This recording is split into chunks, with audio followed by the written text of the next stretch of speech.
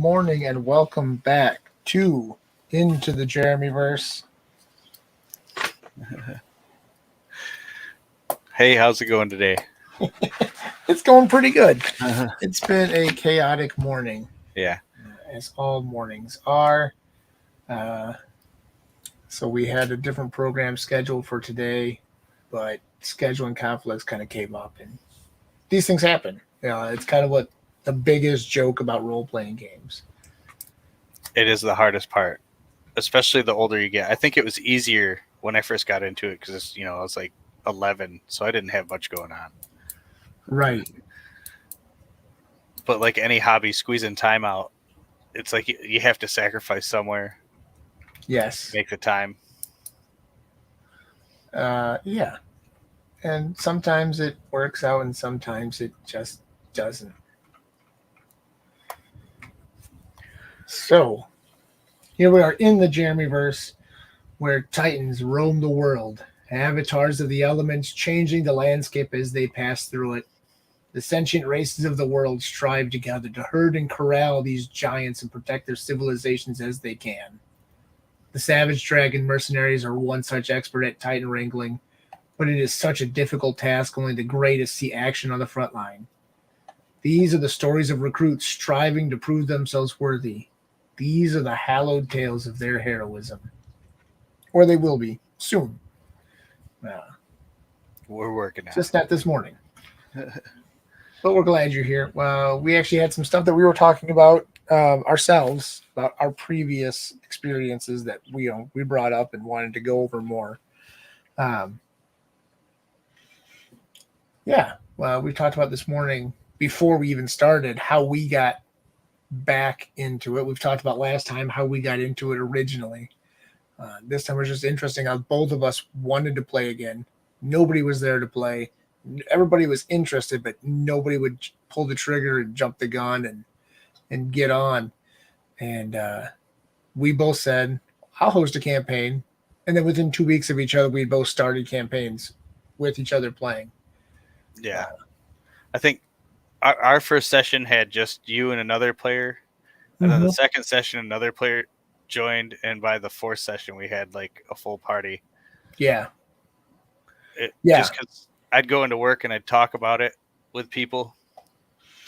Yeah, that was really interesting because it started off with like just maybe 6 or 7 people saying, "Oh, I'm interested," and then now it's like probably 15 to 20 different people have all talked about having an interest in playing. Yeah, I don't want to run that many games. No, I do, but I can't. Yeah. The body is willing, but the mind is weak. I've always kind of referred to myself as the reluctant DM too, because it's like everybody wants to play, but not many people really. They feel overwhelmed thinking about trying to run, so they're like, "I just want to play. I just want to play." And there's not really much of a difference between playing. I'm realizing this actually kind of now, and I've DM'd on and off. I want to say almost 20 years now, and is what's where it's supposed to go or whatever, but it's still just as fun to hear all the stupid crap that people come up with, the crazy ideas, the slogans that stick, the nicknames and the inside jokes. And like I don't know, it sticks through years. Like we still do, me and my buddies, if we get together, the old crew, like I played with the same crew for almost 15 years, and we still use all the same stupid jokes whenever we're around each other from our D&D campaigns. Yeah. And it was kind of fun to see your college buddy joining in the other day for a little character creation session. You guys instantly launched into all these old jokes from your D&D campaign that the rest of us had no idea why it was funny, but you guys were having a good time, and it just kind of reminded me of how much fun it can be after you've got a campaign going long enough to develop those things. Yeah. No, it really takes something. Because like at the time, you never think about it, right? It's just the funny thing somebody accidentally said once. You misspeak a spell. In the campaign that you're playing in, I helped a guy make his character, and I gave him Spare the Dying, but I kept calling it Spare the Dead. and just got roasted for a while. Like, and that still rings in my head every time he uses Sacred Flame. All I think is that dumb song from The Last Airbender about Secret Tunnel. Was it The Last Airbender? Yeah, yeah, it's where they're trying to get the boss thing saying, "Go looking for the secret tunnel that the lovers used." That's all I can. Every time he goes, I use Sacred Flame. I'm like, Secret Tunnel, Sacred Flame. And it's stupid, but it sticks. That's what makes it fun. Yeah. Every now and then I still get a text from one of my friends. So every time someone rolled a 9 in our game, they'd scream out, 9! And he drew on, because we had just a piece of plexiglass over a battle map that we could, use dry erase on. And he was always doodling. And we realized one day that he was over there drawing, he called him Cyclopean Fear, but it was basically a Cyclops with a little Hitler mustache. I like it. And now every time, someone rolls a 9, he's got that picture and he just flashes it at everybody. 9! Yeah, it's these little things that they kind of build up. My buddy Paul, one of his characters, every time we went to town, he'd be off doing something, and we tried to cast attention off of the rest of the party. And so we just point him out. He was a worshiper of an evil god, and he wasn't necessarily evil aligned completely. He wasn't a terrible person, but he got pushed that way. And so we'd be like, don't look at us. Look at that guy. He's clearly not doing good things. And then everybody's like, oh, yeah, no, look at that. He's a bad guy. And, of course, he just starts shouting out, they always do this to me. And it just kind of stuck. They always do this to me. Yeah, it's a classic line. I don't care where you get the line from. Movies, TV shows, books. It'll always make me laugh. So one thing is the interplay of characters that makes it memorable. How do you go about making a character? Like, you personally, what would you do starting? What's your impetus for whatever? I kind of just I come up with a couple ideas of like what class I want to play. Mm-hmm. And then I usually pick my class first. Like, oh, dude, I've been wanting to play this for a while. I haven't played one in forever. I've never played this class. And then I'll pick the race, and the roles build the character. After you get your abilities set, then it's like, well, what feats or what skills do I want him to have to build that personality type? Why would he know these things? It's just basically a lot of just playing around with it till it really pops out at me. To make one character, I probably make 4, and then I put them on the wall and throw a dart at them. Yeah, that's kind of how I am. So in your campaign, I play a Goliath rogue. Mm-hmm. And I wanted to be a Goliath. I'm like, oh, cool. I always play a shorter character. My last D&D character was a goblin. So he was short. I've never really played somebody tall, was interested in it. I'm like, I'll be a Goliath. That's as tall as I really want to get. And then I'm just looking at the classes, and like whatever this character thought I had in my head, nothing stuck until I got to rogue. And we made him a swashbuckler. Like, as I was building him, I thought it'd be funny to have like this giant who's really good at hiding. And so like as I built him as a rogue, I just made him stealthier and stealthier. Now he gets all sorts of bonuses on hiding and persuasion. And one more level and it gets even worse. And so for me, it's like, so why does he hide? Why is he doing this? And so I'm looking at the Goliath characteristics, and it says that they're really competitive. And so I'm like, all right, well, what if this guy really likes to hide? He's like the champion of hiding in his tribe. He's the guy that's always in there, like nobody can find him. And so now he's actually gone off into the world to hide, so nobody can take his title. They have to find him first. So that's what I did with my character. And then to make it kind of interesting, Alex added on a point where he left with what he thought was just an object, but it's actually a sacred relic of the tribe. And they're looking for him not because they care about finding him, but because they want it back. And so it's kind of fun to build the character and then somebody outside is like, yeah, there's more to your story, even if you don't realize it. I think those are the kind of things that make them dynamic. They really add to what it is. Anybody can come in and be like, I am Inigo Montoya. You killed my father. But then everybody Why else did is he like, kill your father? why? Or Maybe they're it just was like, justified. okay, yes, maybe. I kill a lot of people. But it's giving that other side of the story that really brings a character full circle, really gives them growth and development. Yeah. And like I said in the last one, that's why I like to start at low levels so you can have that growth and development. Because if you create a 20th level character and you've just got this little basic backstory, it becomes less about the role playing and the experience and just about running combat. Because you got all these Yes. superpowers and these weapons, and you're fully equipped and you could go face a dragon and whatever. But why would you? Like, okay, your little tiny weak backstory, and suddenly you're fighting dragons. How did you get there? And Right. Why aren't you dead yet? And that's what the dragon says. yeah, and that's one thing I did like about with 5e using D&D Beyond is it has like some of those background ideas. The bonds, the flaws. Like, you need to be flaws. Nobody's perfect. Yes. And that's another part that adds more dynamics is okay, I have this flaw. How do I work around it? What Yeah. did my character develop to kind of compensate for it or to mask I it? almost prefer that can't work around it. Yeah. Kind of give it it's a roadblock for me. How does my team overcome it? How do they look at me and what do they see?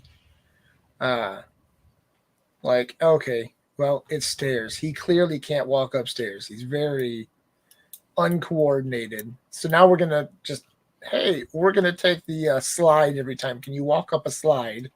We're gonna take the incline. We're gonna take the elevator. What do you do?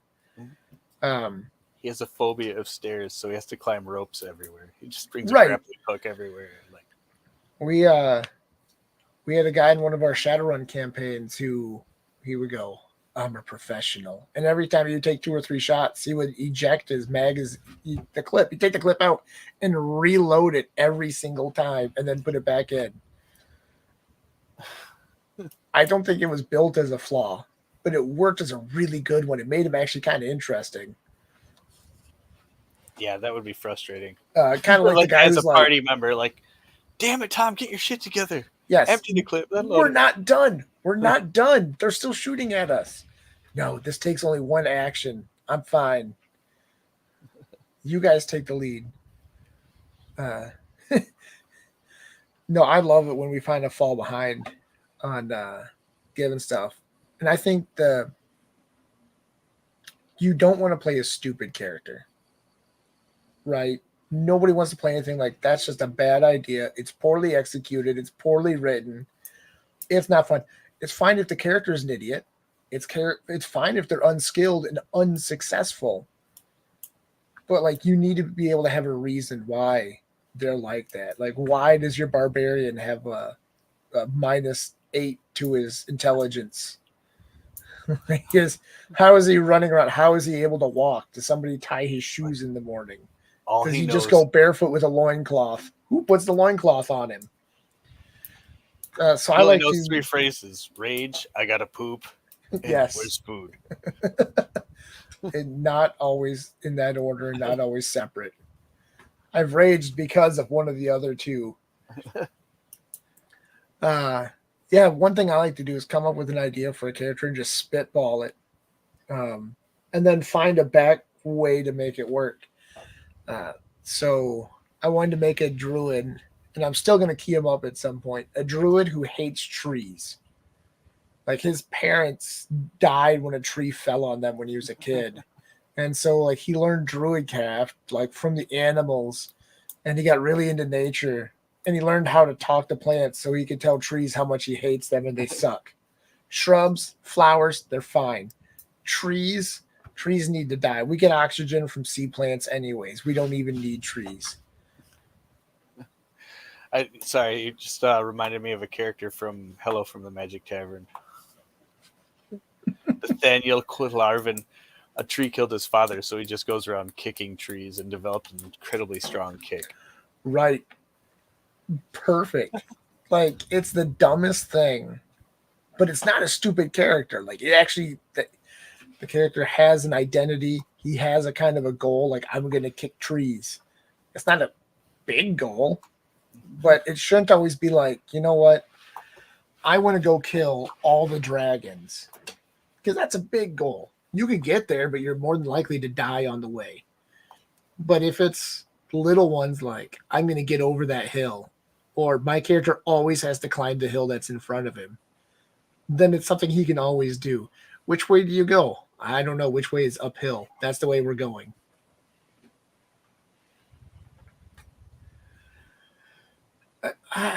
There's also a lot of it between how the characters interact with each other. How do our dynamics fit? How do we get synergistic? I hate these phrases, but they're necessary. If we have like combative personalities, and it's not just like I think we should go left and you think we should go right, but it's anybody who thinks we should go left needs to die. It's not going to fit as a party. You got to find a way of finding some little middle ground. Maybe it's fun for one session, maybe two, but how do we bring a team together? I think that's part of what makes a good character. Yeah, and I don't know. I like when some of the characters have conflict, but yeah, if they try to take it to the extreme, how's that supposed to work? Like, all right, I get it. It's part of your character's personality doesn't like something that they do, and vice versa. But we're all here to have fun, so you got to like keep that in mind. It's not Mm-hmm. fun if all you guys are always arguing. No, Like, and if one person dominates it for a little while, it's fine. All the time, it gets annoying. One of my notes I took down for asking our players is when they're building their character and when they're talking to each other in their session zeros, how do they pick who's going to be the leader? Because somebody always leads. It's either the player is just in their personality and they just keep talking, and so they just naturally start to lead somewhat, and their character picks up on it. Do you say, well, this is the character that would have the best chance of leading us somewhere? He's got the most military background. He's got the most experience in the wild, whatever it is. How do you pick who's going to be a leader? Do you keep rotating through like, hey, every Monday it's Joe, but on Tuesdays it's Tina? Like, do you play that way? Like, what do you even see? Or do you just play a character who likes to kind of sit in the background and coerce everybody into what they want to do, just with subtle language? Like, oh yeah, no, like that guy says you're an idiot for going left. I think you're smart to go right. Doesn't matter what the guy said originally. He might have said left. But all of a sudden he's like, well, now I got to go right because I don't want to be an idiot. How do you lead the characters? How do you lead the players to do that kind of a thing? I try not to lead them when it comes to things like that. I don't know, like that's a good question. I haven't run into that yet, and it's been a long time since I've actually run a full campaign. With you guys, like in our game, the hard part was that you're a more experienced player, so like role playing wasn't too difficult for you. But it's getting the newer players to open up and be like, it's not all combat. It's not all just like being awesome. Role playing is a big part of it, and that's where most of the fun comes in. It's always cool to feel cool when you win a hard fought battle against someone. Maybe somebody went down a couple times, but like the moments that you really remember are the role playing moments where you're Mm-hmm. just talking and laughing and having fun in character.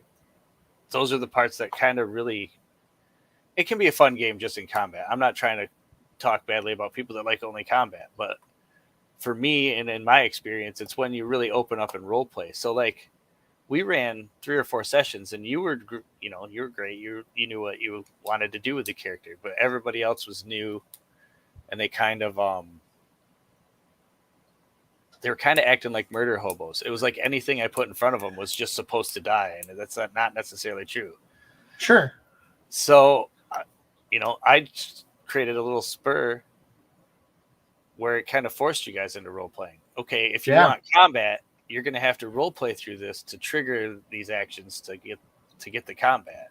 And that opened it up. And since then, I've seen every session they've gotten a little bit better and a little bit better about it. It's just and trying to prompt people to maybe describe their actions. Like as far as overcoming conflict in a group, that's kind of on the characters, the players. And if it gets too bad, I'll talk to them out of the game. Like, listen, this is dragging it down for everybody else. You can't. I don't want you to just abandon it because that's not cohesive. But you guys need to find a way to come to terms with each other.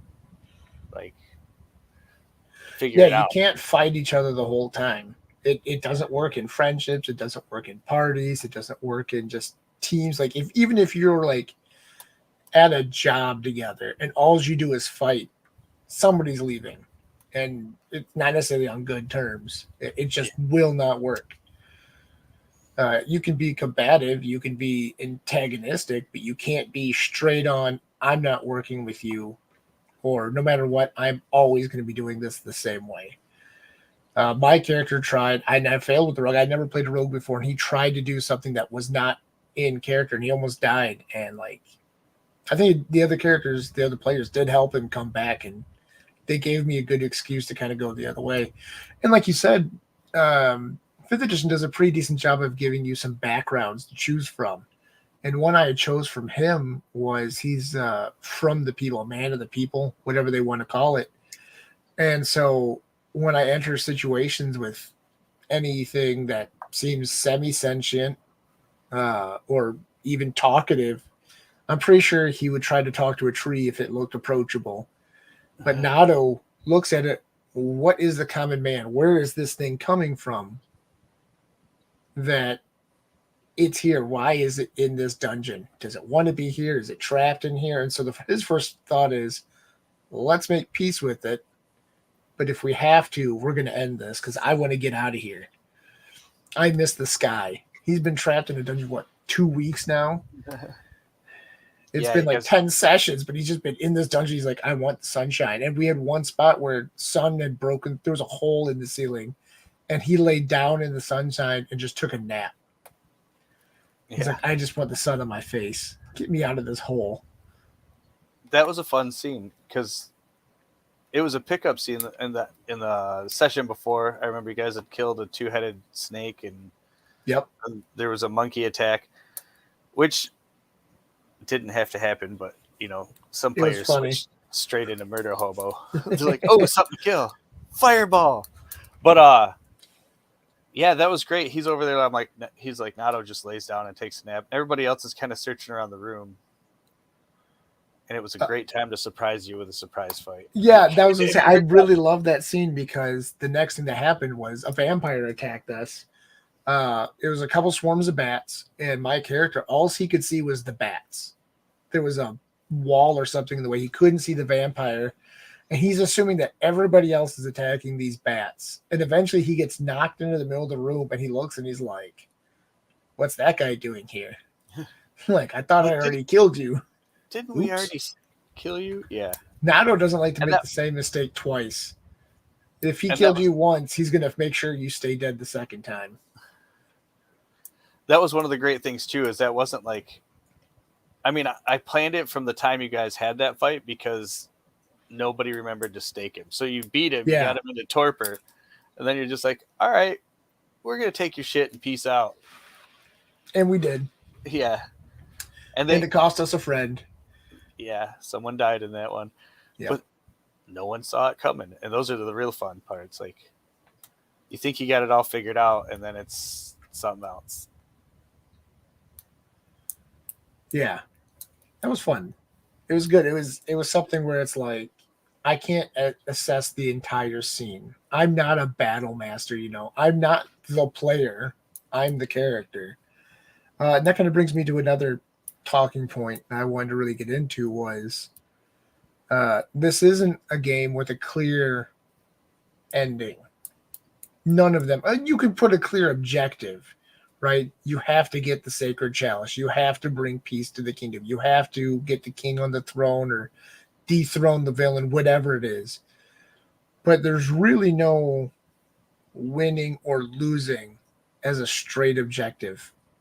But you still have to play in a way of I want to win. I have to get forward somehow. So the question I kind of bring up is what does winning look like to you as a player and what does it look like for you as a character?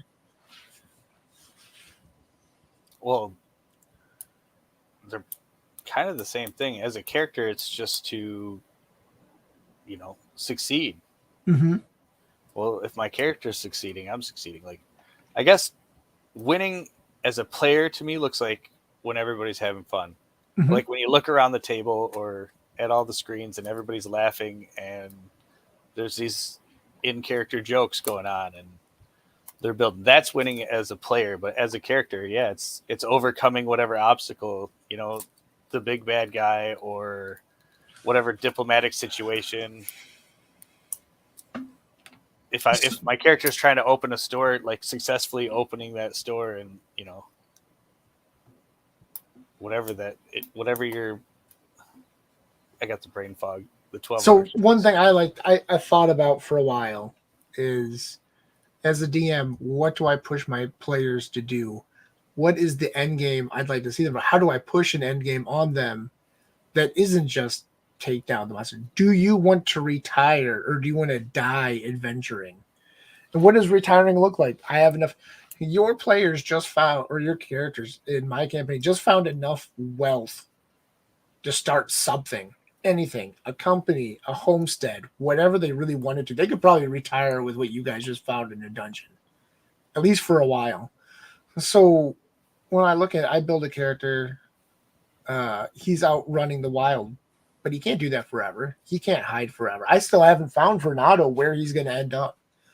What is his end goal? Is he just going to try to protect his friends until he dies at some point? Or is he going to, you know what, I'm going to go put a safe haven somewhere. I'm going to go open up a inn in the middle of nowhere that travelers like my companions can meet up with me. I haven't figured it out yet. For me, that's kind of winning for him is it's not taking out the guy in front of me. It's not getting out of the dungeon. It's where do I end up eventually? Where do my friends end up with me? Yeah. For Nato, that's a big thing is his friends. Like he doesn't want any of his companions to die. And he's going to go to lengths to make sure they're brought up. There was a joke. One of the guys was looking to make a new character. And I told him like, Nato will carry your character around until he can afford true resurrection on him. Even if he has a hand in his pocket, he's going to bring your character back at all costs. You'll make a deal with some demon and become a warlock or like, packed, sealed character that, no, this is going to happen. I don't care if it costs me my soul. Yeah. And then you have a player who stuck playing two characters because Nato brought one back. That I don't think Adam would be able to do that. No, but it'd be fun. It would be. And for me, that's where winning as a character, winning as a player is different. Because for me, the winning as a player is I'm going to make Adam play as two characters at the same time. Whereas Nato, his win is he just wants his friend back. Yeah. Unless, he gets that realization that his friend's in a better place. Yeah. I don't think he will be. John is not on a good track. He's not on a path of redemption or salvation. No. He's going to end up somewhere that nobody wants to go. I think everybody except for Nato in that group is. Yes. And I think that's a fun part of the characters too, because he's willing to go with them for the ideas. They're not heroes. He's not a hero. He will kill more people than anybody else in that group, but killing isn't his first idea. His first idea is to like, hey, let's talk it out. Let's see what can we get out of this so I don't get stabbed. Yeah. I think he gets stabbed and injured more than anybody else in the party. I don't know. John's gone down so many times. But he has no hit points. Like, he could get hit once and almost die, and Nato takes like 10 hits. He doesn't cut, he dodges until he's dead. Yeah, that's true. And So, yeah, go ahead. I don't know. I was gonna just come up with something. Okay, so we talked about characters, what kind of things we want to see in the character. I've made some horrible characters. Have you made some horrible characters? And with those in mind, are there some pitfalls you're going to try to avoid? Are there things that you've learned of? I'm not going to do this again. Uh, in any campaign that's lasted any time, because you tend to start a lot of campaigns that only go 1 or 2 sessions. There's a couple of them, they might not have been great characters, but I never really got the chance to find out. Mm-hmm. But any campaign where it did go, I don't think I've ever had a character that I was like, oh, I hate this character. Like That makes I one wish. of us. I've made a couple characters that I'm like, I can't believe I made this. This is so horrible. This is the dumbest thing. Like, it's a great idea if you were like level 15 to 20, but starting low level, like, I should have started with something simpler. One of my very first character, having read fantasy novels for years, and then somebody's like, "Well, you want to play?" I'm like, "Yeah, I've never played. Let's do it." And I made a drow because that's so cool. It's edgy. And I made them a druid, and they used whips as weapons, and that was the entirety of their identity. And it was horrible. I think now, like, that's why, like, when I make a character, I have to look at, like, my pitfall was they had no personality. It was, I'm gonna whip that guy, and then I'm gonna summon my squirrel to bite him. And for Well, you the and me, we drow can had a laugh about it because squirrel. that's hilarious now. But for playing it, it's like I can just imagine my DMs like, really, I can't believe you made this. You're like not even a one dimensional character. I don't know. You could have still made it interesting. I think that's the difference. Like, I don't know. If I don't like the way the character's going at the start, I just find a way to make it something that I do enjoy. I think that's Give where them the more DM depth. comes in. Like I said last time, like the DM wasn't necessarily bad. I think he was newer. I was really new, and I was not a good player. Period. I was horrible. I should have listened better. I should have asked more questions, and the DM could have been like, okay, well that's fine. Why do you whip everybody? Yeah. Like next time you're going to do something, why are you doing this?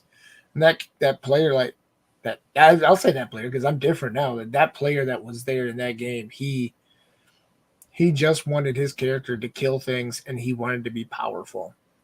And Yeah. now I like being powerful, but it doesn't make it fun necessarily. Although you play video game style, sometimes it is fun to be all powerful, to walk in and kill all the enemies and just be like, I'm the hero. Look how good I am. Yeah. But eventually you're going to get bored of it. So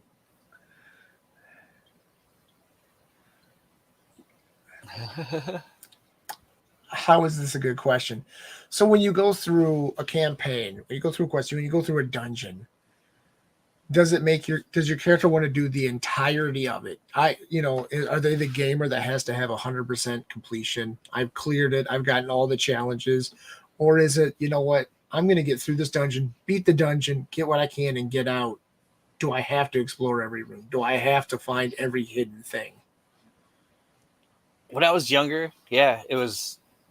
When I play video games, I'm still like that. I'm going to interact. Yes. If they put it in that game for me to interact with it, I'm probably going to interact with it. Mm-hmm. Like, I'm going to try and loot every little thing, pick up every piece of trash. But like as far as role playing, I don't. I used to be that way when I was younger, because that's kind of how I understood the game. This is about fighting and amassing treasure and power. But I've found the last couple of characters that I've had, like with Gura, he does not care about wealth or anything. Like, yeah, No. it's nice to have, but like, it's not something he values. So he's willing to help whoever out or pay for this. And Yeah, that was interesting. One of the first things he ever did was we had another player. Some of his backstory was he's poor. He has no money, and he's suddenly in a group they have some, and he has no AC. He needs some armor of some Yeah. kind, and he's like, I don't have any money. I can't afford anything. And as soon as his character walked away, Gura stepped in and paid for all of it. Like, hey, you got his size, make it for him. I'll pay for it. And it was an interesting thing. Like I've seen teams that are like, hey, you know what? I need this thing. Everybody chips in a little bit, make sure you can get it. But I've also seen teams where it's like, oh man, I wish you could have more funding, but I'm going to go buy 30 healing potions. I can't afford to help you. Yeah. Like, I'd love to help you out, but I got to go swim in my money bin. It's just a portable hole full of gold. Like, Yeah. How much of the world do you think needs to be a character? Is it just a world you're in, or does the world interact with you? I guess that depends completely on the DM. Like, I Mm-hmm. think whatever you do, like especially when you get to higher levels, should have some effect in the world. Like low level Mm-hmm. characters, yeah, you're gonna make a difference. You're gonna be a hero to some farmers or whoever you saved or the villain. But as you get higher levels, what the character does should impact the world, and the world is always should always kind of shape the character in some ways because that's their experience is that world. Okay. You know what I mean? You can't exist somewhere and not be affected by it. Mm-hmm. The hard part is how do you make that happen? Yeah, there's a couple ways in your campaign. The one that you're playing in, that the world is impact. You are changing the world, and it's actually changing, not always for the better. Um, you guys at one point in time took out a giant crocodile or alligator or something, and it was massive, and it was the apex predator in the area. And since you guys have moved on, other predators have stepped up to take its place. If you ever end up back in that area, it's going to be a different world. It's different. That thing is Oh gone, yeah, and now there's something else that's moved in. yeah. It's not as nice as that thing was. It's also a lot more subtle. Uh, so, like one thing I like to put like the stuff in for you, like different weapons. You find different magical things. I try to set a scene so you're not just finding, oh, I killed this monster. I'm getting some magic weapons here. I've tried to find a reason that they're there. And this last session that you guys asked, hey, we want bags of holding. And that's fine with me. You can find them. But how often do you find an empty bag of holding? Is there something in it? Is it good? Is it bad? Is the bag broken? Is it like a one-way dimensional portal? And while it goes to like, it's not a pocket dimension, now it goes into like, it's a portal to hell. And every time you drop a weapon in, it just falls in on some demon and it walks away with your nice new weapons. It'd be interesting to see what you guys get in the game because I like to leave that kind of random.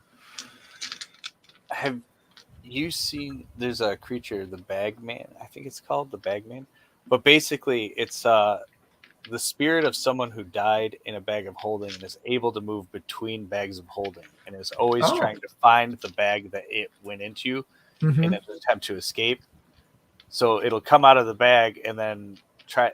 If it can't find its body, it'll grab somebody and take them back into the bag with them, creating yet another one. I was like, that's an awesome idea.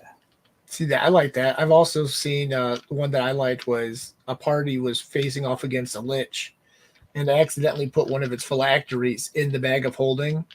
And so when the lich came back, it was in a bag of holding. It couldn't get anywhere. It was stuck. What are the chances your party reaches in there and pulls it out?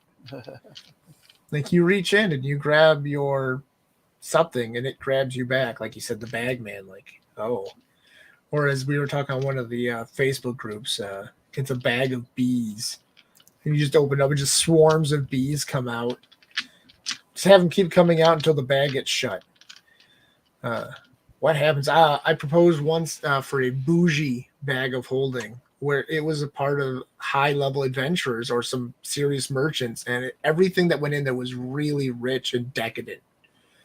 And you found it, and you start shoving crap inside, like leftover animal remains, whatever. And all of a sudden it gets mad, so it starts spitting out like animals that it's finding throughout the planes of existence. Like it's just putting trash into your camp to get rid of it. It's starting to punish you for giving it cheap knockoffs. Having bad taste. Yeah, these are scalper Gucci bags. How dare you put these in here? It's gonna start kicking out some like mimic Gucci bags. No, I like that. That's a good idea. Right? You know, I've never used a mimic. Oh, they're in I've the never- world you're in. Just Oh, I know. I assumed you've talked about them before, but it hadn't occurred to me till right now that I've never used a mimic in a game. I've never actually used them. I've got them in there, but I have some questing where they're involved. They are part of like the plot. I will not share it here because that's part of the surprise. I can't wait. That's my favorite thing is I like making the world my character, and I give it feelings, emotions, its own goals, what it wants to see. And it's fun to kind of see what you guys find out about it. It's like you're not even reading a book; you're reading excerpts.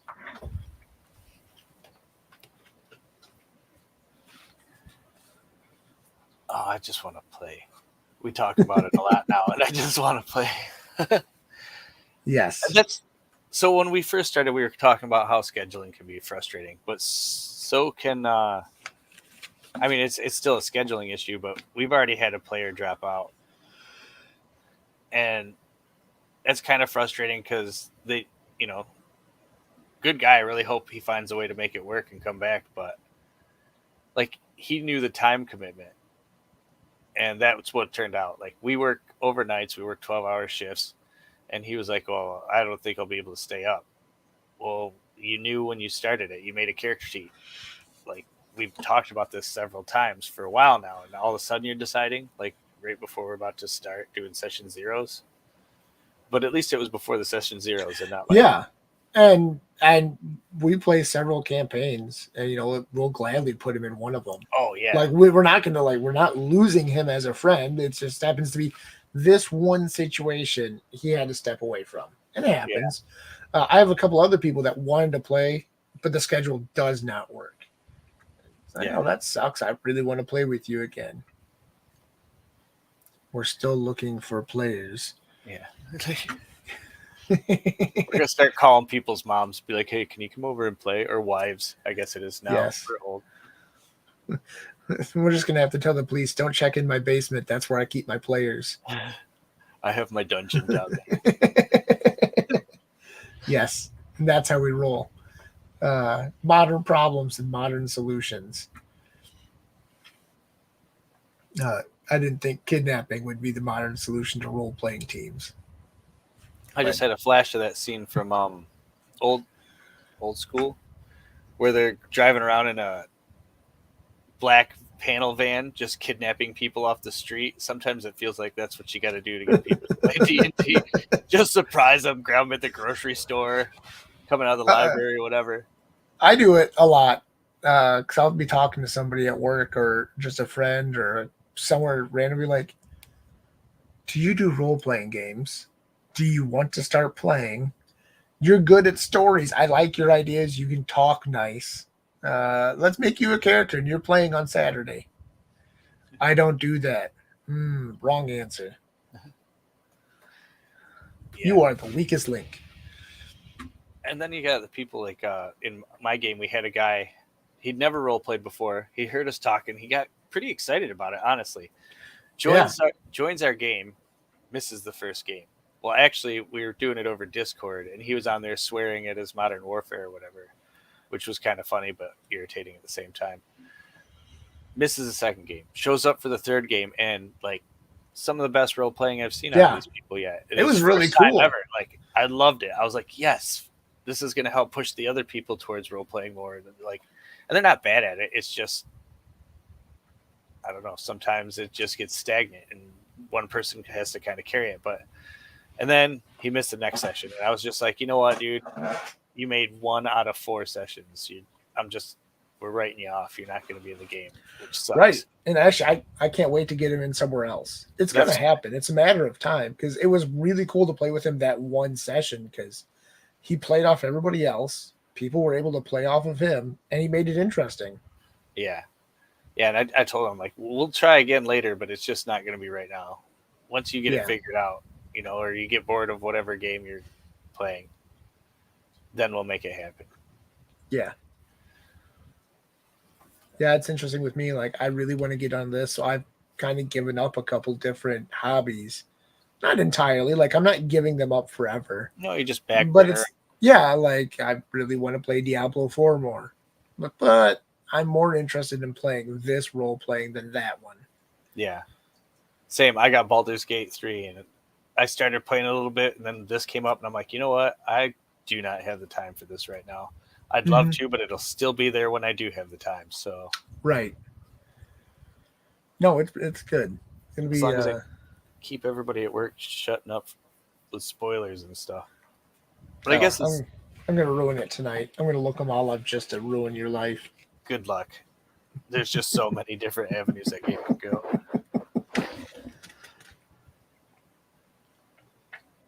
Yeah.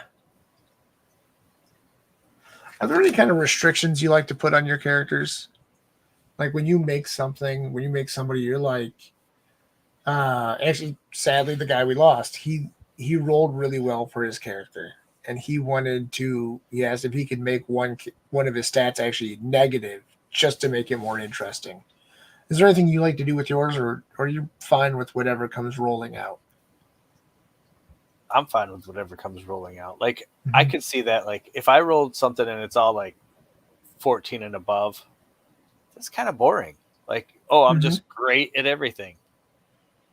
Well, who likes that guy? You ever see the people, in the movies and stuff, everyone who's perfect and they're great at everything? Most of the people hate them for a reason. They're arrogant, whatever, but there's not really it you lose some of the drama if you're good at everything. Mhm. A lot of the fun, a lot of the drama, it comes from failures. And how do you deal with that failure? Like, man, I got 3 hit points left. I really got to hit him. You roll a 2. Like, crap. The next round, he's going to kill me. But how can I prevent that? Is there anything I can do? Can my party do something to prevent it? That's the drama. And that's where a lot of the fun comes in with role playing. And I've seen it too, where, like you were talking, where characters didn't really get along. Like they found a way to make it work. They argued. The characters didn't like each other in the game, and they just let somebody die. Like I probably Yeah. could have helped, but I didn't like that guy anyway. One thing And I've always I like wanted, to stay true to the role. Like that's the whole point of yeah, rolling a dice is what are the outcomes. There've been a few times with Nado where I didn't even roll; he just failed on something, or he did something interesting. Like it wasn't uh, necessarily like how successful was he going to be at this. I chose to let him fail at something. Like he doesn't understand what's going on here. I could roll to see if he would. What are the chances? But there's a certain part where no matter how smart you are, sometimes you try to fit a square peg into a round hole, and somebody has to point to you out. Don't you're just so smart you don't understand that you're doing this thing. yeah. Like there's no possible way I could have missed this. I'm fine. Yes, I am the world's greatest detective. I like something about my character in your game, Gura. He plays the hurdy gurdy. Mm-hmm. That rolling for my performance checks on that is the most nerve wracking roll I have in your game because I have 0 charisma. And I'm like, I don't want him to fail at this. This is his thing. And he's done a lot better than I expected so far. Yeah.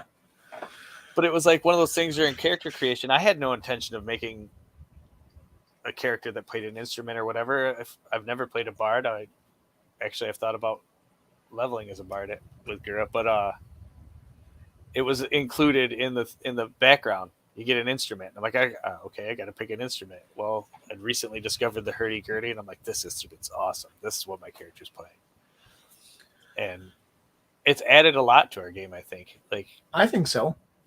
It's been interesting. We've used it several times where um, the player had to sing a song, and so you matched it with the hurdy gurdy, and you just led him along. Or it's how the team has relaxed with somehow that sound. yeah, it's grown to soothe everybody at mealtime. Yeah, sure. Which is worse, my indigestion or this? Like, well, who's gonna win out? Stuff like that. I like stuff like that with characters. I made a character for a campaign that the campaign fell through, but I really want to play the character because he is a ranger that acts like a druid. For all intents and purposes, he talks to trees, he talks to animals, even though they don't necessarily talk back. He just that's how he grew up, was out in the woods. Yeah. But one thing I gave him was he doesn't play an instrument. He does have an instrument, but what he does in his downtime is he embroiders, and he puts flowers into his leather clothing. He puts like just pretty little things that it's like it just brightens up his day. That, well, I like flowers. I grew up with flowers. They're out in the wild. They're nice. Everybody likes flowers. I'm just gonna put them on my clothes. And had the campaign really took off, his friends probably would have started finding embroidery on their clothing as well. Oh, you're sleeping? I'll just put this on your jerkin real quick. I'll take first watch. Yeah, I've this got is this our idea friendship. I've been wanting to This do is on your cloak of Elven. I put on my dark leather armor, and there's just like a happy little bird on the background of it now. You'll never know until you take it off, but you're going to murder somebody, and they'll be like, what's up with the bird? Not again. It took me hours to pick the last one out. I think that was the guy named Hugh Man. Hugh! I've seen that one in my D&D Beyond. You trying to resurrect an old character? He never died. He never got a chance. I thought of it. How there are times as a player it's difficult if I'm not extroverted, I'm not outgoing, to make my character outgoing. I think it's just as difficult to go the other way because I like to talk a lot. I don't know if anybody watching this has ever noticed, but when nobody's here and there's no camera on, I still don't stop talking. I just talk to myself or trees. But how do you, as a player, like not every character has an answer for everything, right? So, the characters are all sitting around the fire and you're talking about politics. Well, what are the chances all 5 characters are really into politics? How do you get a character that takes a back seat? How do you play it as a player? Can you play it? I guess, yeah, you could. I don't know. I've never been into politics, so I doubt I'll ever make a character that's in politics. Well, I just mean in general, like we were in I high know what school. you mean. Well, when I was in high school, we had to write characters into a play, and the most common thing people did was they wrote their character into the same jokes as everything else. They added themselves into the main cast. Do you have to make yourself the main character? Because everybody then's the main character. Or do you kind of play the background and support everybody else? How can you do either one? Is one better than the other for you? Is one easier than the other one? I guess it depends on the character. Like something that would come up in character creation, I think, is are you outspoken? Do you have to be the hero? Like most of my characters, we're heroes. Everybody wants to be a hero. Well, most people want to be a hero. But like with Grut, it's not so much about defeating the most powerful enemies or whatever. It's about making sure that his team survives. And it didn't start out that way. Like, if he was a barbarian, our first couple sessions, I hadn't fully fleshed that out. But after getting into some fights where Arvin took a lot of damage, he was like, no, this is my teammate. This is my friend. We've been traveling together. I will not let this person die. Kind of like Nato. But it, not so much to the end of where I will carry you to resurrect you, but I will do everything to get myself between you and that monster or that bandit or whatever it is to make sure that probably Boar. Yeah. There's been a lot of those. Yeah, it's been coincidence. I have a deck of many encounters, and I shuffle it every time. So even if they fight something, I put it back in, and Boar and Giant Boar keep coming up more often than not. We have more boar meat than we could ever eat. Wait till you come across the elder boar. Oh, that's one of my favorite homebrews so far. I'm so excited. I can't wait for you to fight it. Yeah, no, it's actually interesting that you bring that up with Arvin because there were just two of you. You were kind of stuck being the main characters, right? You can't both take the back seat because then the story doesn't go anywhere. And you can't both be the focal character. But as Gora has started taking on more damage and protecting Arvin, Arvin's a spellcaster that couldn't cast spells. He was stuck because he's always fighting somebody up close. Going against the giant alligator, it bit him and shook at him in his mouth. He was grappled. He couldn't do anything. He barely survived that encounter. He got ragdolled like crazy. And now you haven't, I think you've leveled up once since then. But the way you play your characters has changed enough that now Arvin actually gets to do his job as a spellcaster. He gets to hang back and not get beaten up every single time. You guys just went against a Mind Flayer Arcanist and just wiped the floor with him because you were able to. Gora took the front with the rest of the team, and the spellcasters could stand back and actually cast spells. And it worked. It was really good. And it was just interesting how like the way you played your characters has changed like that. Not that your characters are different, but they've grown as a team. Yeah, and that's where a lot of the fun is growing as a team. Mm-hmm. Like, and learning each other's style so you can play off each other and make these really awesome scenes where it's not just you being the hero, but it's everybody helping everybody be the hero. Like, yeah, all working towards the same goal.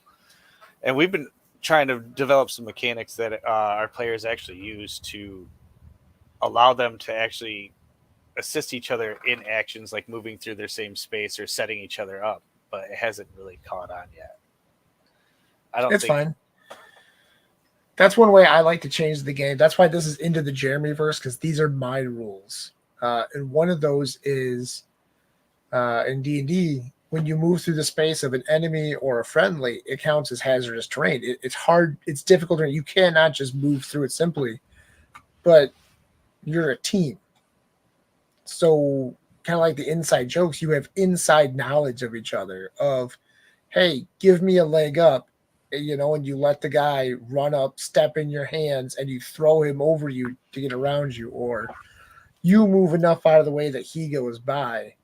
But I've also built it in there that as a team, if you don't agree to it, it's not going to happen. The player could be like, I really don't like the way he pushed me aside last night and just belittled my opinion. I'm not helping him in this time. Like, I know it's going to hurt us as a team, but I'm personally, as a character, taking that against him, and no, I'm not helping. That hasn't come up either, fortunately, but it could. Yeah. There's also the flanking. I don't like. I see where it makes sense that you have to be on opposite sides, but my ruling is if whatever you're fighting has to turn its head to see from one enemy to the other, it's flanked. Yeah, even if you can kind of see somebody out of your peripherals, if they're attacking you, you can't see exactly what's happening. You have to turn your head. Which is why you guys are just going to fight Hydras and Etten for the rest of time. I made this rule, and then I had to find a way to subvert it. Yes. But maybe if there's 3 of you surrounding him, one of the heads is going to have to turn. But no, I mean, it's different ways. I like to have the extra stuff.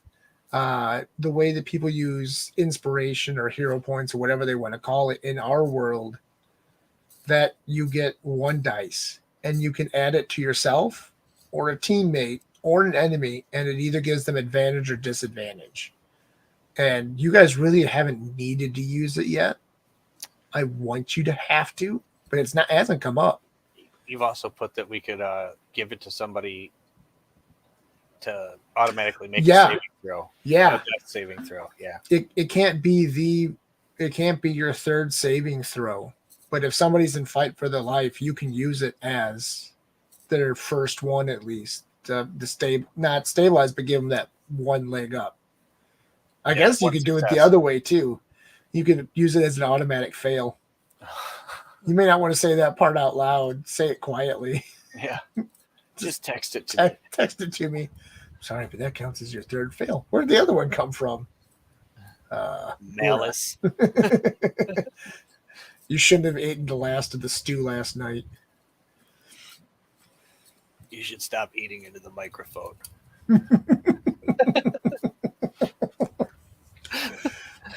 And that's something that's another inside joke where it's a player thing that the characters don't eat into microphones, but we can definitely hear when somebody's eating Cheetos or rummaging in their Oreo bag.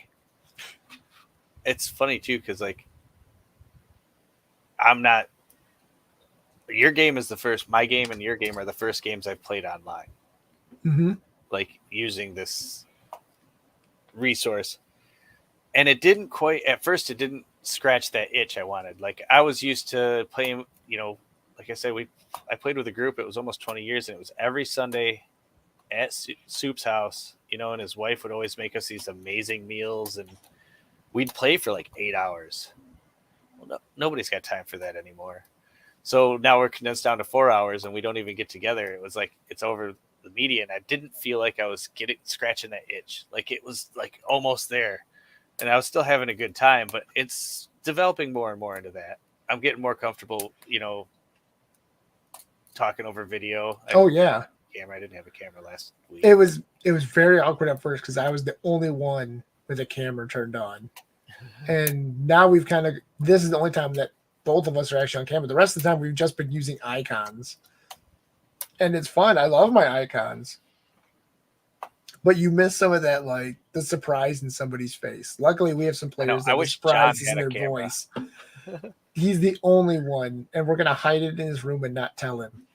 I got a couple. John, don't watch this. Somebody edit this out.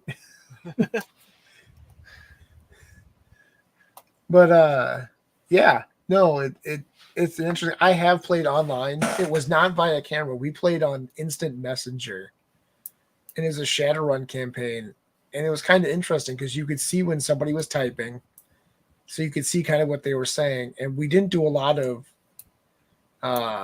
initiative combat. It was kind of, this is the scene. What are you doing? This is what the enemy is doing. How do you respond? And I remember having like 6 different tabs open because it was us as the group, me with one person, me with somebody else, them talking to each other. That was the scary part of the GM is I couldn't monitor everything that was happening. Yeah. And so they would come up with stuff and then bring it out. And it did fall apart eventually because scheduling. But it was fun to play. It was interesting.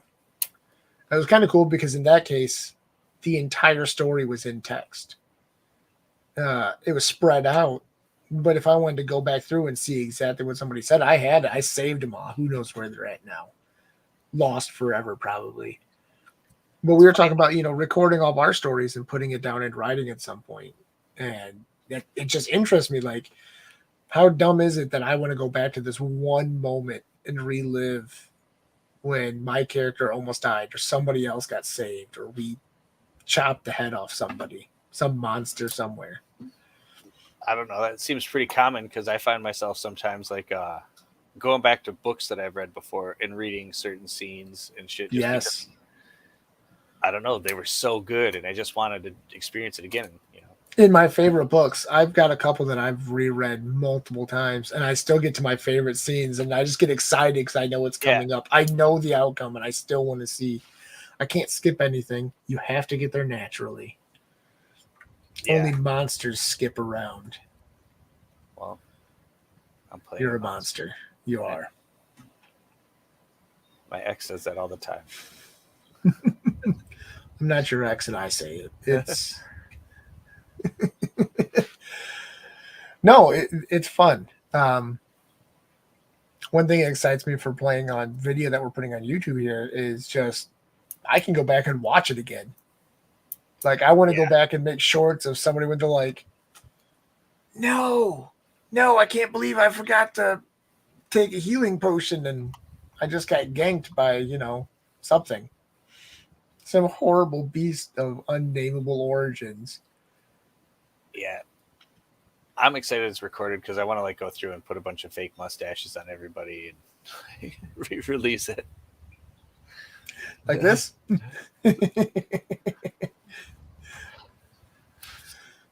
No, I like I really like the idea of live play, like just letting it happen, but then going back and adding more production value.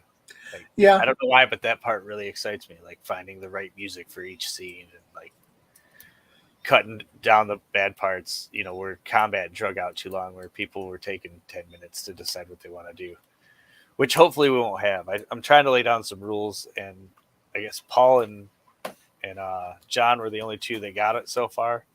But basically, I want to give them like 2 minutes to strategize at the beginning of combat because everybody, you know, to try and prevent people from playing other people's characters during combat because you'll be like, oh, I'm going to do this, and then someone else will be like, no, you should use this spell and this because it does more damage or whatever. It's like I don't want that. I want them to do their action the way they think they should and actually develop that skill as a team.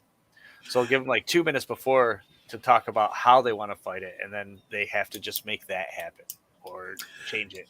yeah, I do like the. I don't like the metagaming necessarily of no, don't use that. This will be more effective. I do like when your team talks to each other.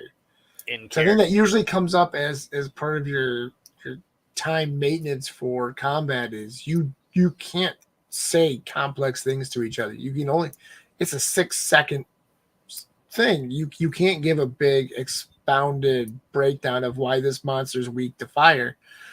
But I think you should as a team be like, hey, you need to do this attack. And then does your character do it? Maybe, maybe not. You know, Yeah. maybe he's already committed in his head. Maybe he's not listening. Maybe he's like, oh, I think this way's better. And you know, you can yell about it later. You can fight after the fight. No, why didn't you listen to me? Why'd you tell me to do that? You know I can't cast Toll the Dead. Toll. Oh yeah, Toll the Dead. I was thinking of Spare the Dying. No, I only spare the dead.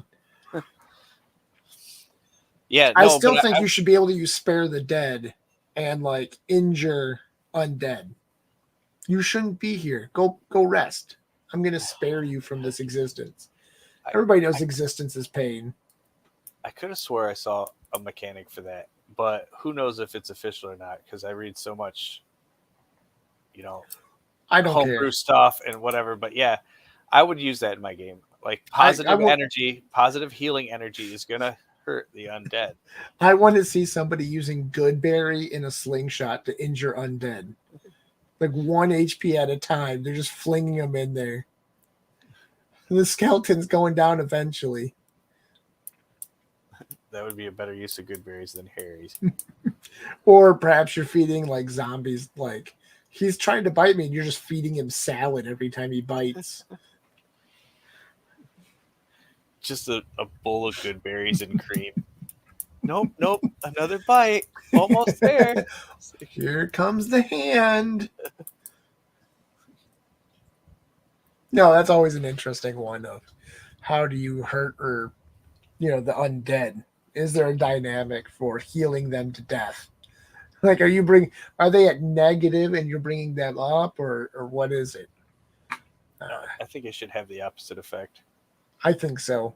I don't think it should be immediate because there's some spells that would be way too broken for that, for what it is.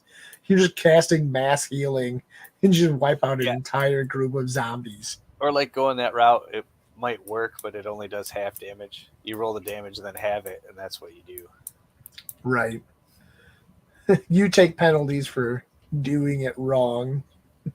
This was never intended to hurt someone. What have you done? Your cleric no longer is answered by their patron, their deity. Oops. Went a little too far.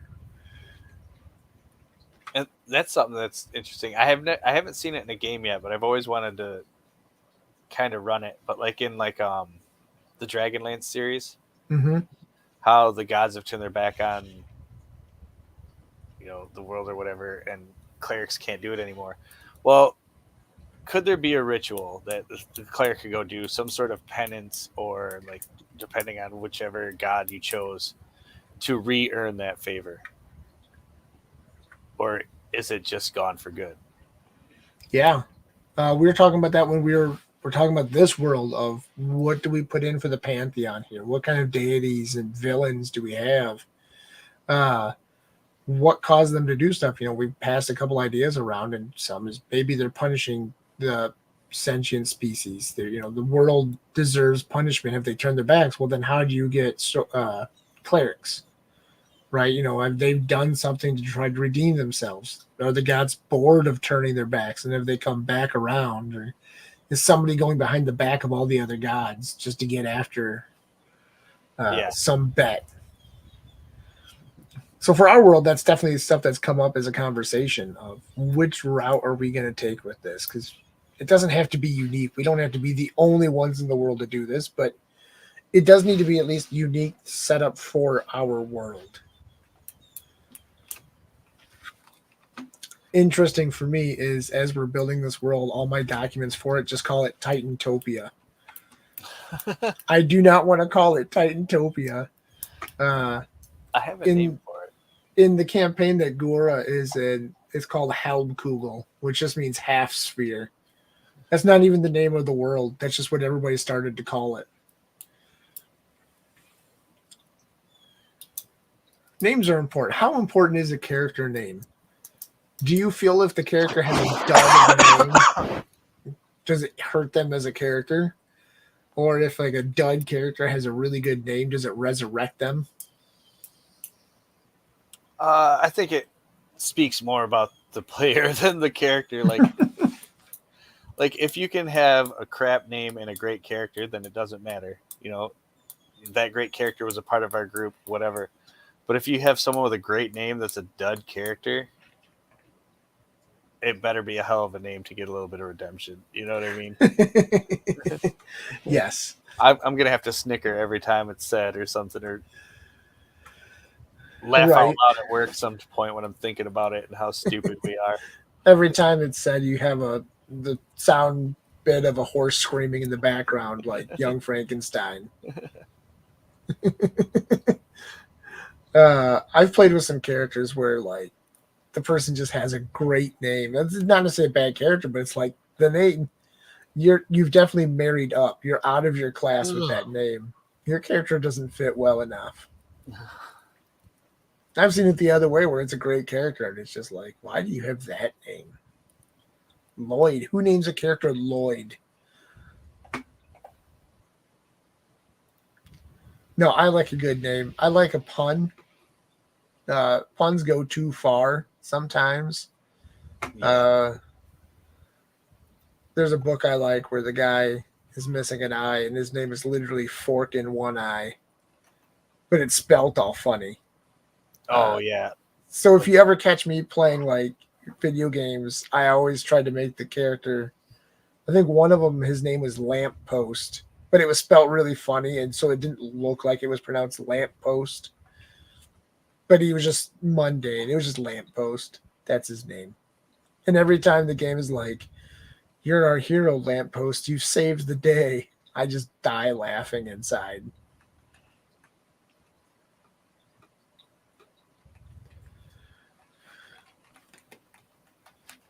So, same thing goes for the worlds. How do you name things in your world? In this one, we've used some AI to get our bearings on it, but I don't think we're necessarily set on keeping all those names. But how do you look at something to make a powerful name? What gives something meaning for you? Basically, I don't even remember how I used to do it, but now I just use AI. Like if I'm stuck on a name, like sometimes you'll create a NPC or a villain or anything, and the name will just kind of sticks. You're like, oh Mm-hmm. yeah, that fits. That's right. But if I'm stuck, I will go to ChatGTP and get a list, and if I don't like any of the list, I'll tell it to do it again until I find something that I'm like right there. But sometimes it would be like, that was one thing we used to do. 3.5, when we couldn't think of a name, we would just open the D&D book to the like all the credits or whatever, and Oh yeah. pick a name off of that list, and that was your character's Oh name. yeah. I love doing that in movies. Like whenever we're in the theater, I never leave till the credits are done because I like to read as many names as I possibly can.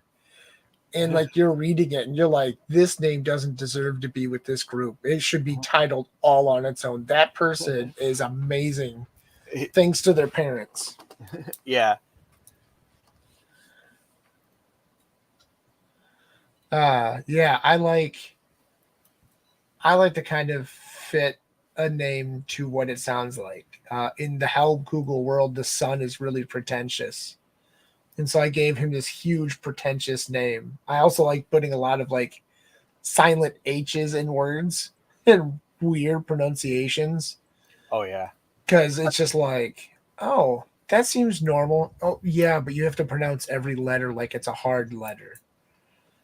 Oh, No, it's pronounced okay. Yirte. Yeah. Don't go trying to church it up, boy. I love doing that. Like, we have an NPC that I can't wait for the team to meet because he's got a name like that where he's like, this is my name. Okay, well, this is my name. It's spelt with this letter. I don't see how that makes sense, but thank you, I guess. And I hope it's a constant thorn in the player's side that his name is spelt like that. It's going to be, maybe that would be the other thing is going to Starbucks and just listening to the way people talk and place their orders. Or how bad they slaughter people's names trying Yes. to call out their coffee. It's Taylor with a C. Where does the C go? Like, I don't get it. Aaron, but it starts with an R. Yeah, Fun stuff. The one thing, as I'm playing with my dice, just reminded me, I really like about playing online is you can't see what I do. I can hop off camera. I can mute the microphone. I had one day I was collecting dice up. I was counting them because I needed so many, and all you could hear is the gasp on the other side of, that's a lot of dice I can hear. What are you rolling for? And I wasn't rolling for anything yet. And then like 30 seconds later, it's like, now I'm rolling. Yeah. Now it's happening. It was just a trial before. Arvin's like, what are you rolling? Like nothing. I'm just moving my dice across the desk. Right. They're in a box. I need to get some better lining, but it's also kind of fun. I'll move the microphone down by the table so you can hear every single dice running into each other. It's like, what was that? Well, that's 30 D4s. Like, what was that? The sound of your impending doom. Yes. I'm rolling for how many dragons are coming in.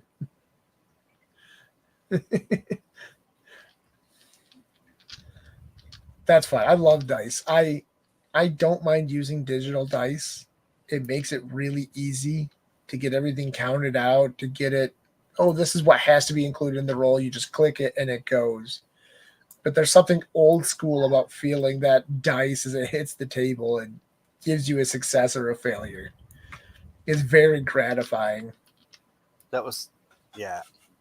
So using Foundry in order to keep combat moving smoothly, I want everybody to use the dice on the game. But I feel you, like there's something about just having that tactile sensation of rolling dice and waiting to see what comes up. So I was thinking, I'm like, I don't want to like take that away from people indefinitely. So I haven't even mentioned this to you, but like down the line, having some live cast where we're all together instead of just, well, I guess that'd be a little difficult with a couple of your people because they're like in different time Houston. zones. Yeah. They suck. But yeah. No, but I get that. There's something to be said about it, or as many people as you can together.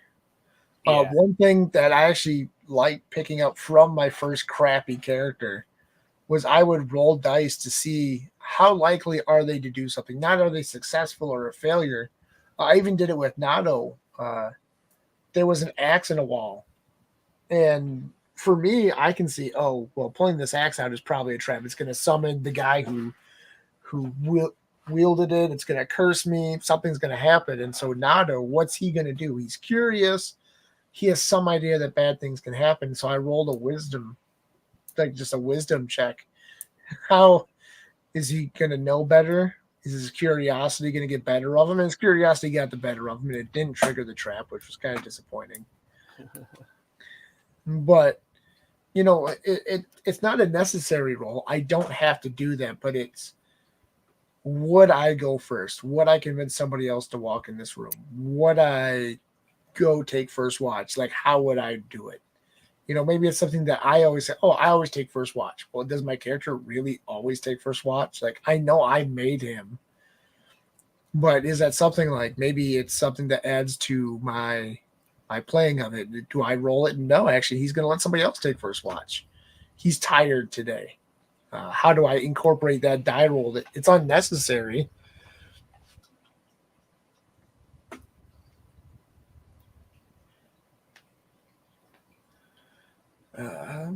Ideals, ideas, and ideals. That's something that I put down in all my notes to talk about, and I never really bring it up.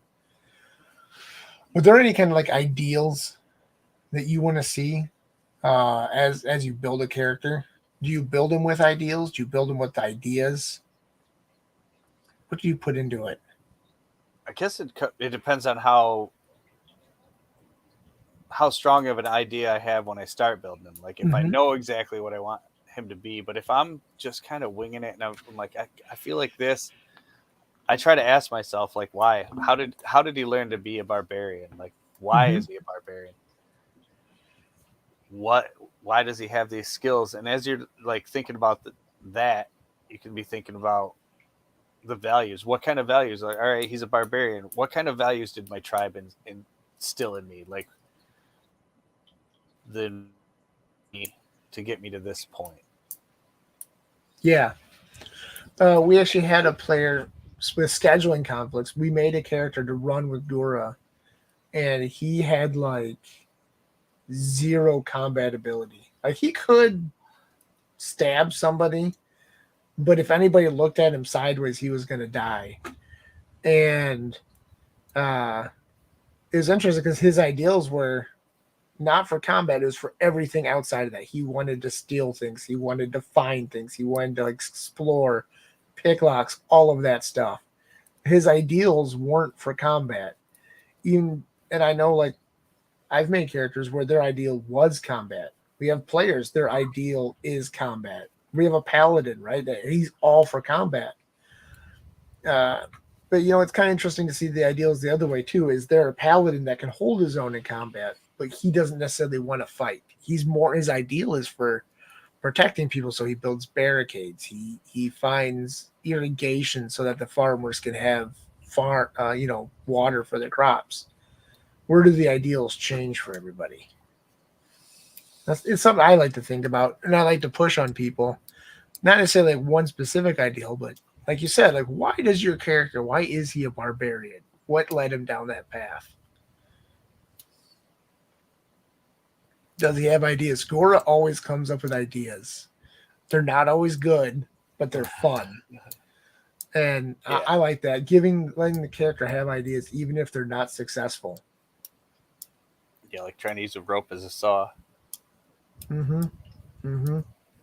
Obviously need change for that. But there's a few things where, like the character's like, I think if we do all of this stuff, we'll get something. And then somebody else is like, or we could just walk across the bridge. It's like, oh yeah, I guess we could do that too. Yeah, it's kind of fun when you put just a piece of environment, something, it's just in their way. It's not like actually an encounter or a barrier, but then they spend 20 minutes trying to figure out why it's in their way and how to get around it without dying. Yeah. It's like little kids like walking through a room and all of a sudden there's a box. What's in the box? Why do I have a box? Why am I not in the box? And it's just a simple thing of it was a box. You could have walked around it. You could have put stuff in it. It's the whole I didn't mean this to be anything. Kind of thing. Is there a cat in there? Is it dead or alive? Does it even exist if I can't see it? As a DM, I like getting that stuff from players because they're like, well, I bet he's going to put a monster in there. It's like, that's a good idea. Next time there's a monster in it. Maybe it's this time. One of my favorite dice is the percentage die, and I know it should be what's there's a chance that I'll roll like, what are the chances you get a random encounter? And then I roll for the highest. Oh wow, we got 100% chance you got a random encounter. But then there's other times I roll it of, well, if this gets below a 20 or lower, it's happening. It's something negative. It's like you couldn't avoid this thing. Like it just happens to splatter you. Like splatter is one of my favorite things. Like, are you getting gore soaked or not? Are you falling in the mud? That's one thing I love about playing a turtle. He don't care. It's like, oh, I'm covered in stuff. I'm just gonna go roll in the mud for a bit, let it dry. That's Nado. He doesn't need to be covered in mud, but he thinks it adds to his illusion. It's his camouflage. One of the first things I gave him in his inventory as a starting character was a tattered robe in an alms box. So in any situation, any urban environment, he could hide himself as a bum. He could just throw out his alms box and be like, alms for the poor, as this very well-fed giant with two swords just sits there persuading everybody. He throws the robe on over the swords, so they're very predominantly sticking up from behind him or whatever. That's my hump. That's what I need the alms for. But that was his first thing, was he's going to hide in plain sight because he can't always hide behind a tree like he likes to. That's actually been kind of fun in that campaign. Is I change my icon all the time, and it takes people like 30 minutes to realize he's like an owl blending in with the tree or a cat behind a table leg. It's like, you can't see me, I can't see you. Or a bear behind a sapling. Or bear behind a sapling. That's a great one. Yeah. So, well, we've met with our players, or some of them already. They've got some good ideas. We're still kind of excited, even if we're making some changes. I still think we're going to get something pretty spectacular out of it. It'll just be a different kind of spectacular without some of the people in it. Yeah. But that's the good thing. Like, not all stories have to have the same characters. Somebody asked me the other day how the Dune books go. Like, how does Paul Atreides keep going? I'm like, he's only in like 2 or 3 of them. He's not a main character. He is a main character at the beginning, and then he's all of a sudden he's the driving force for something else in the story. It's somebody else. He becomes their villain, their antagonist, or their reason for moving. And so, like, I think role-playing games are kind of the same way. Like, we don't have to have the same cast. It doesn't have to be the same players every single time. Sometimes it's good to lose a player for a while, then have them come back with something else.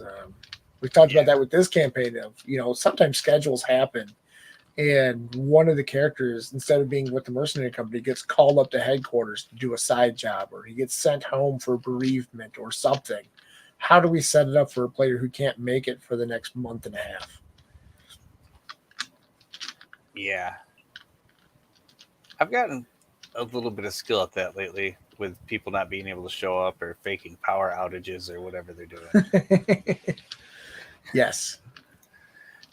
So, I don't know. It's a fun way too. Like in one of our more recent sessions, a character couldn't make it, so we kind of tried to have people play his character, and that worked for a good part of it. But then I had to take over, and I'm already trying to run, and I just didn't want to run another character. So he was concussed. You guys forgot to heal him, so I was like, yeah, he has a concussion. And as you're walking through, he sees some people going down this tunnel, and for some reason thought it was you guys, and wandered off with them and became enslaved in a kobold camp.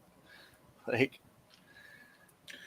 yeah, I like the one time Gora, Alex, you couldn't make it. You were running late or something, and so I just had to like insert Gora into the story, and all we would do is throw out NPC phrases from him. He would just shout out like, "By the Moon Mother, we should do this task." And it's funny because I like the way the players have played the characters that were missing.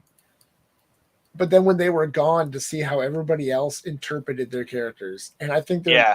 they played them more like the guy wanted it than the guy was doing it. Just coincidentally, like, well, no, these are the things you always focus on, so I'm just going to focus on those things. And it was like, this is the most you've ever been. Yeah. This is the most effective you could be. And that too. Because it's interesting because we get caught up on characters and it's like, oh yeah, no, this is how I run it, this is how I do it. And then somebody else looks at your character sheet and they're like, you do realize that you have this ability. You could have been doing this the whole time. Oh yeah. I forgot about that. I got focused on one aspect and I forgot that I'm a rounded character. Yeah. It's easy to do. It is. It really is. I've done it. I forgot that I had certain skills. It's like, oh wait, I could have been doing this the whole time. What is it, like steady aim or something on the rogue, where he can, if he doesn't take any motion before or after his attack, he gets advantage on it. And as a rogue, that means you can add in your sneak attack damage. I forgot that I had that, and all of a sudden, Nato has just started just wailing on opponents. Like one hit killing some of the guys that we're going against. Yeah. Gura kind of did that with Sentinel. When I first picked up the feat Sentinel, John had to keep reminding me that stops their movement. They have 0 movement till the start of their next turn or whatever. I was just looking at the, if someone tries to attack someone other than me within 5 feet, I can use a reaction. Yeah. And man, does that make me mad when he uses Sentinel. Because I'll have a monster like, this monster's going to do this, Sentinel. Yeah. Great. I like that you don't. Sometimes it would be nice if my Sentinel interrupted their attack, but you always end up rolling the damage for the monster attack before resolving my Sentinel. It's because you kill everything. They have to get in what licks they can while they can. Yeah. More swarms of zombie squirrels. Stop all of them. You get one reaction, buddy.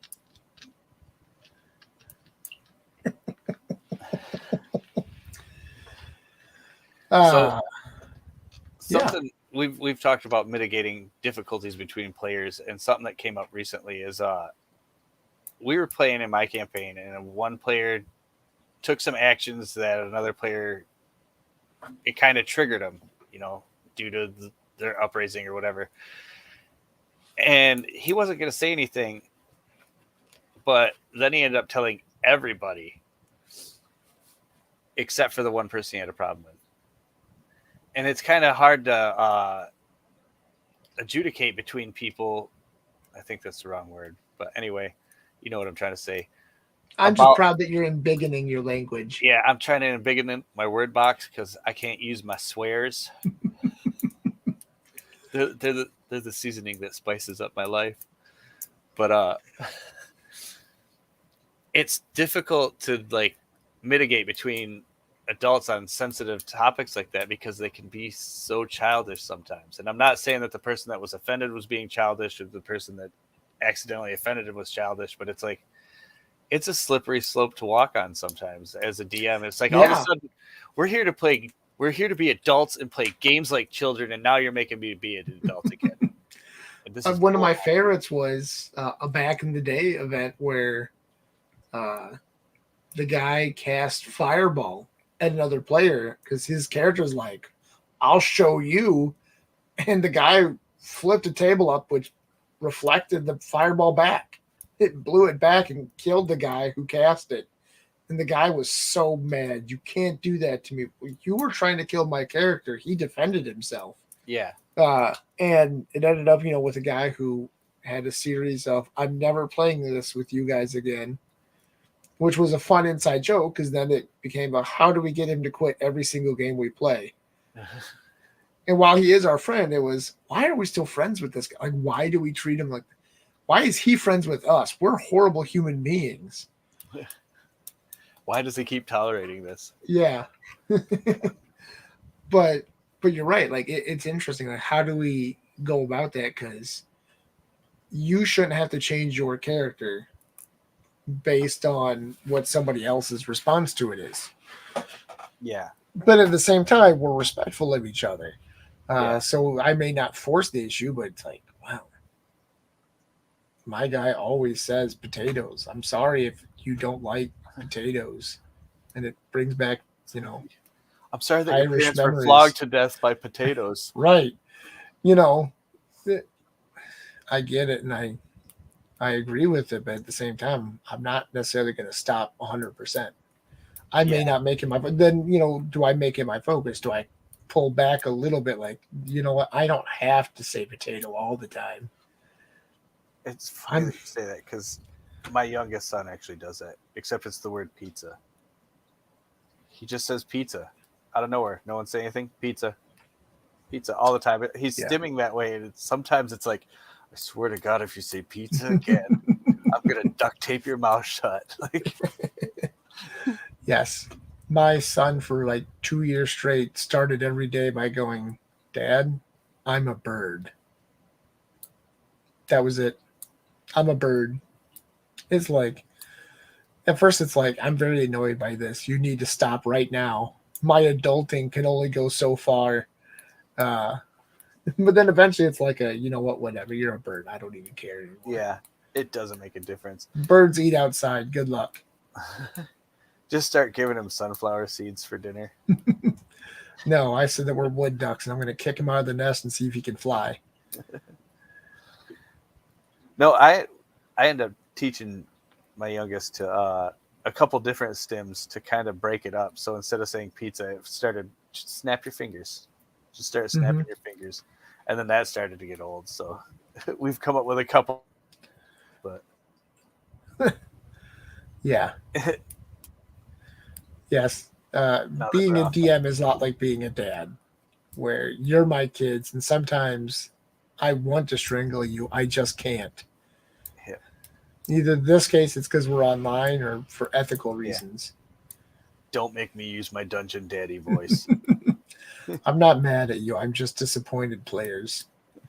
You should have died from that monster. It's probably a good time or a good thing that I don't always use cameras when we're actually role playing because, like, I'd probably be giving you guys that Samuel Jackson stare sometimes. Oh, it's so hard not to swear. And which is, for me, fun. I think it's hilarious. Watching somebody struggle to come up with new words. What's your crutch? What are your flaws? Is it your unembiggened language box? That's part of it. I love big words. I don't always use them right, but they're hilarious. It's just funny, like puns. I have a pretty decent vocabulary until I'm thinking about it. Like, trying to not swear makes me think about it, and then I just like blank out on the words I'm trying to use. I just like inserting random ones. It is what it is.